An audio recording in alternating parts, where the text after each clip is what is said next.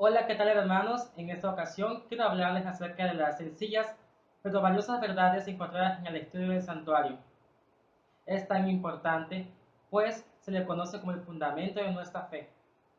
La correcta comprensión del ministerio en el santuario celestial es el fundamento de nuestra fe. El tema del santuario debería ser cuidadosamente examinado, puesto que en él descansa el fundamento de nuestra fe y esperanza. Es por eso que daremos inicio a estas sencillas reflexiones acerca del santuario.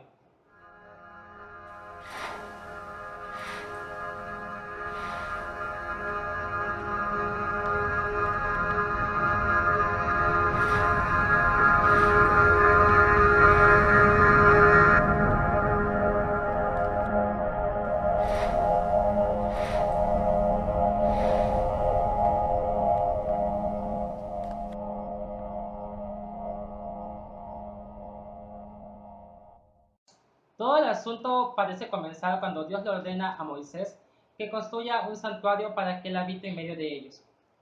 Así lo dice la palabra de Dios. Dice, y que me hagan un santuario para que pueda habitar entre ellos. Uno de los grandes propósitos al Dios encomendar la misión a Moisés de que se construyese un santuario era para que él habitase en medio de ellos, para que él morase entre ellos. De esta forma, él vería cuán cercano quería estar de su pueblo. Muchas veces se nos ha enseñado, o a veces tenemos la idea de que Dios es un Dios cruel, tirano, que no desea estar unido con los pecadores. Y aunque en parte esto es cierto, aquí vemos a un Dios que desea estar unido a su pueblo, que desea estar cerca de la humanidad.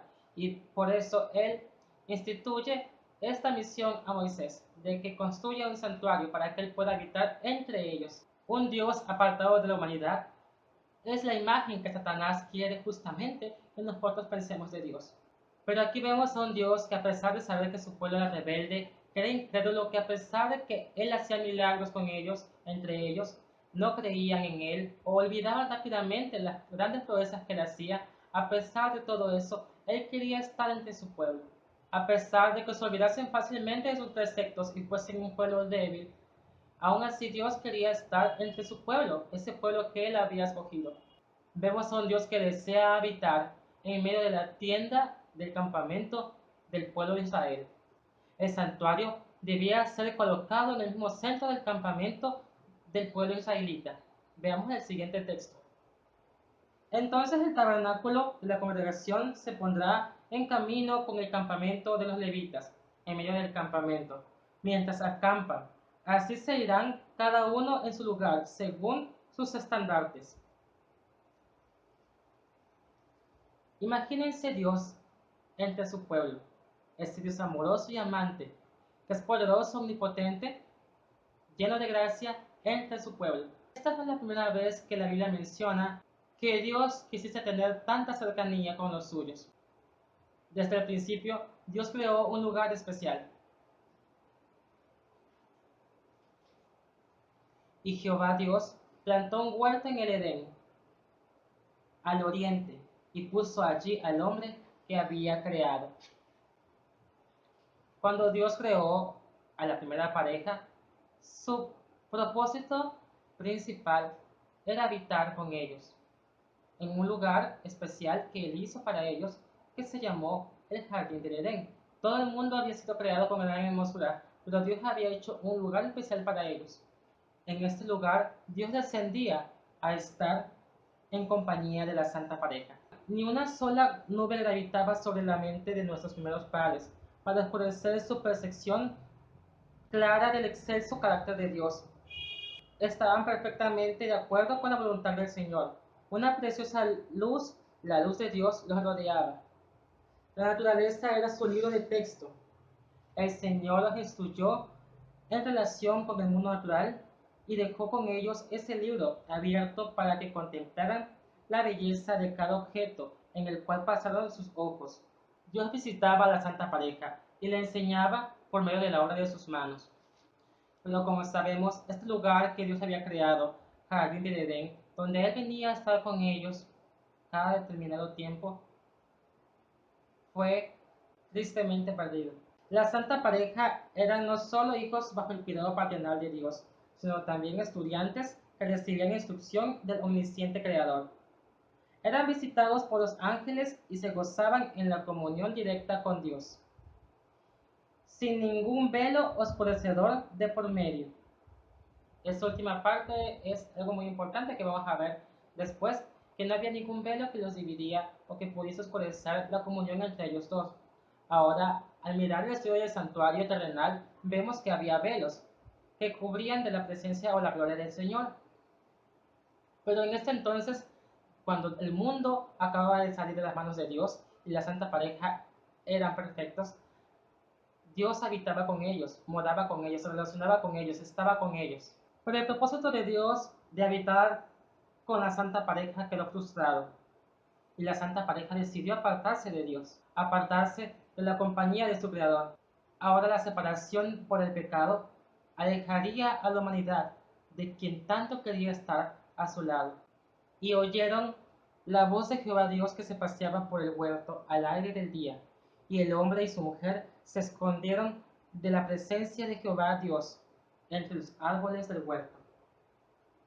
El Señor visitó a Adán y a Eva y les dio a conocer las consecuencias de su desobediencia. Cuando se percataron de la majestuosa presencia de Dios, trataron de esconderse de su vista, de la que antes se deleitaban. Al principio, el propósito de Dios quedó frustrado, quedó todo arruinado.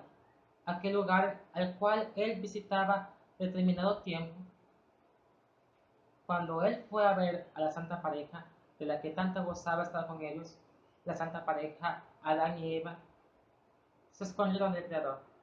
Pero Dios, al ordenar a Moisés que construyese un santuario, anhelaba cumplir su amoroso propósito.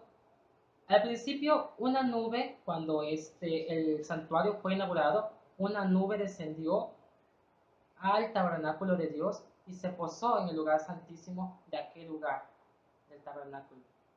Pero con el tiempo pasó que el pueblo de Dios se olvidó de lo importante y valioso que era tener la presencia de Dios con ellos. El tabernáculo era colocado justamente al medio del campamento. Las 12 tribus estaban perfectamente colocadas, posicionadas a donde ellos acampaban en el desierto, mientras ellos iban, ¿verdad?, en busca de la tierra prometida. Ellos acampaban cuando tenían que descansar, cuando Dios lo ordenaba, y cuando acampaban, el campamento era colocado de tal forma que el tabernáculo de Dios, el santuario, quedase en medio. De esta forma Dios estaba siempre en medio de ellos. Pero esto, aunque fuese tan esplendoroso, se olvidó. Pensaron tal vez que eran merecedores de tener la presencia de Dios porque eran demasiadamente buenos o porque eran elegidos como un pueblo santo. Tanto así que los sacrificios y ceremonias que debían de llevar al amoroso Dios se volvieron rutinarios y faltos de amor y de interés. Cometían pecados gravísimos que ofendían a Dios. Y pensaba que con cumplir con los rituales que se les habían encomendado, encontrarían el perdón y podían seguir cometiendo esos mismos errores. Tal vez pensaban que con las ofrendas y rituales o sacrificios podía contentarse al Dios de la ira. No veían que estos sacrificios y símbolos eran justamente una forma de mostrarle que solamente Él podía salvarlos y que solamente su amor y por su presencia es que ellos estaban siendo elegidos como un pueblo especial. No traigáis más oblaciones vanas. El incienso es una abominación para mí. Lunas nuevas y sábados no los puedo sufrir. Son una iniquidad. Incluso vuestras solemnidades. Vuestras lunas nuevas y vuestras solemnidades tienen aborrecida mi alma. Son un gran problema para mí. Cansado estoy de soportarlo. ¿Cómo es posible que Dios, que ha instituido estas ceremonias, ahora estaba cansado de ellas? Tal vez es porque estaban las manos llenas de sangre cuando se acercaban al altar para ofrecer los sacrificios, o tal vez porque había tanta hipocresía entre los que decían ser el pueblo de Dios.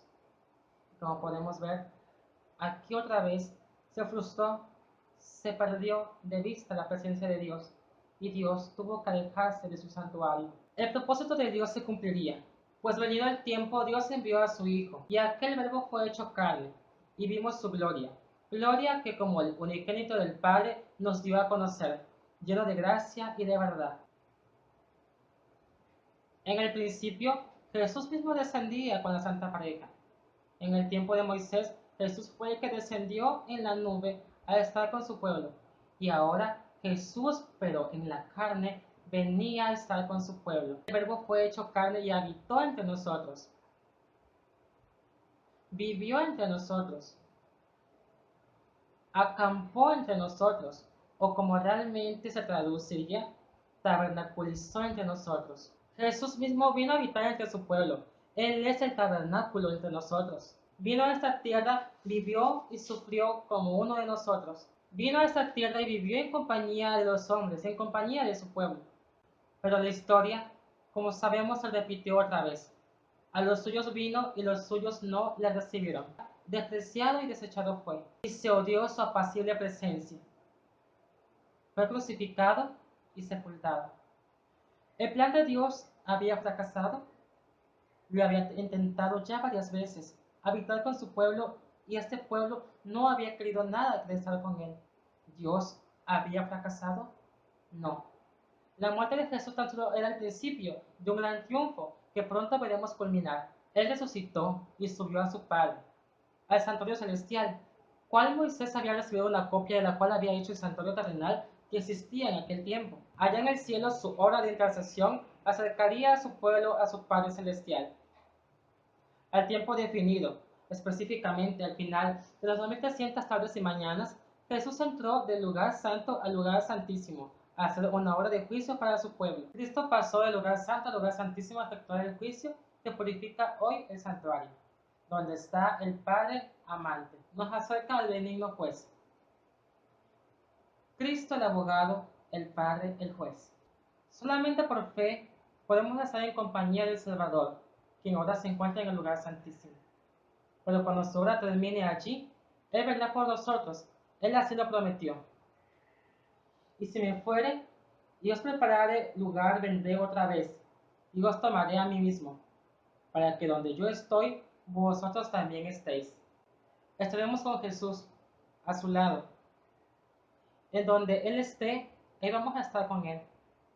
El propósito de Dios se va a cumplir. Al fin de los 1000 años de estar en compañía con Él, se nos dice lo siguiente: vi un cielo nuevo y una tierra nueva, porque el primer cielo y la primera tierra pasaron, y el mar ya no existía más. Y yo, Juan, vi la santa ciudad, la nueva Jerusalén, descender del cielo de Dios, dispuesta como una esposa ataviada para su esposo. Leo lo siguiente. Allí está la nueva Jerusalén, que tiene la gloria de Dios y su fulgor semejante al de una piedra preciosísima como piedra de jaspe, diáfana como el cristal. Dijo el Señor: y me alegraré con Jerusalén y me gozaré con mi pueblo, el tabernáculo de Dios con los hombres, y Él morará con ellos, y ellos serán su pueblo, y Dios mismo estará con ellos como su Dios. Enjugará Dios toda lágrima de los ojos de ellos, y ya no habrá muerte, ni habrá más llanto, ni clamor, ni dolor, porque las primeras cosas pasaron. Y no vi en ella templo, porque el Señor Dios Todopoderoso es el templo de ella y el Cordero. El pueblo de Dios tendrá el privilegio de mantener estrecha comunión con el Padre y el Hijo. Ahora vemos por espejo oscuramente. Contemplamos la imagen de Dios reflejada como en un espejo en las obras de la naturaleza y en su trato con los hombres. Pero entonces lo veremos cara a cara, sin un velo oscurecedor de por medio. Estaremos ante su presencia y contemplaremos la gloria de su rostro. En esta cita vemos que al final del tiempo el tabernáculo, Dios mismo, Jesús mismo, siendo el tabernáculo, estará con nosotros, con los hombres. Y dice aquí que como en el principio, ¿verdad? Estaremos ante su presencia y contemplaremos el rostro de Dios sin un velo oscurecedor de por medio. Pero mientras tanto, Jesús está en el lugar santísimo y nosotros aquí en la tierra. ¿Cómo podemos gozar de su presencia? Él dijo que estaría con nosotros todos los días, hasta el fin del mundo. ¿Qué es lo que dijo nuestro Salvador? No os dejaré huérfanos. Vendré a vosotros. El que tiene mis mandamientos y los guarda, ese es el que me ama, y el que me ama será amado por mi Padre, y yo le amaré y me manifestaré a él. Cuando las pruebas ensombrezcan el alma, recuerda las palabras de Cristo. Recuerde que Él manifestará su presencia invisible en la persona del Espíritu Santo. Él le traerá paz y consuelo. El sol de justicia estará a su lado para disipar las sombras. El que me ama, mi palabra guardará, y mi Padre lo amará, y vendremos a él y haremos morada con él. Esté de buen ánimo. La luz vendrá y su alma se regocijará grandemente en el Señor. Es así, por medio de la persona del Espíritu Santo, que Jesús está con nosotros hoy, y todo aquel que desea aceptarlo puede aceptarlo. La condición es que queramos aceptarle y que guardemos sus mandamientos. De esta forma el Espíritu Santo será con nosotros todos los días. Jesucristo está con nosotros por medio de la persona del Espíritu Santo. Y es así como no estamos solos. Es así como el propósito de Dios se está cumpliendo, de que va a estar con nosotros, de que Él siempre ha querido estar con nosotros y está con nosotros por medio de la persona del Espíritu Santo. Así también muy pronto veremos a Jesús cara a cara y estaremos con Él para siempre. Pues como pueden ver, el santuario tiene muchas verdades. Hoy vimos esta principalmente acerca del santuario entre el pueblo de Israel y nos lleva a mirar desde el principio de la creación hasta el fin del mundo. Y espero que este mensaje de amor, de esperanza, que nos lleva a mirar a Jesús, al Padre, a ese Dios amoroso que desea habitar con nosotros, nos lleva a mirarlo al lugar santísimo del santuario celestial y nos lleva a mirarlo también al futuro cuando Él va a estar con nosotros para siempre. Que ese mensaje pueda animarnos a cambiar nuestras vidas, a mejorar nuestras vidas y a estar de acuerdo a la voluntad de Dios para que el Espíritu Santo pueda estar en nuestras casas, en nuestra familia, en nuestros corazones y así Cristo pueda morar por medio de su Espíritu en nosotros. Que el Señor nos bendiga y nos guarde a todos.